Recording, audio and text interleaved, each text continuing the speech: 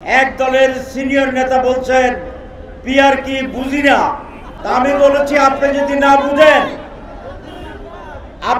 না বুঝেন তাহলে একদিন আমার ক্লাস করেন, আমি পড়াবো, আপনাকে বুঝাই দেব, বিনা পয়সায় শিক্ষা দেব, টিউশন ফি লাগবে না। যে নেতা পিআর বুঝে না তাহলে সারা দুনিয়ার তিনি কোনো খবর রাখেন না। এরকম নেতা রাজনীতি করা ঠিক না। যারা পিআর চায় না, কেন চায় না? কারণ তারা চায় জনপ্রিয়তা নাই কিন্তু মাস্তান আছে। ওই দলের যারা নির্বাচনে কেন্দ্রীয় হতে চায়, এক বছর নাকি নির্বাচনের যে খরচ তার চেয়ে বেশি উঠে ফেলছে। ভোটারের কাছে যায় না, টাকার কাছে যায়। সেই কারণে পিআর ছাড়া কোনো নির্বাচন হবে না।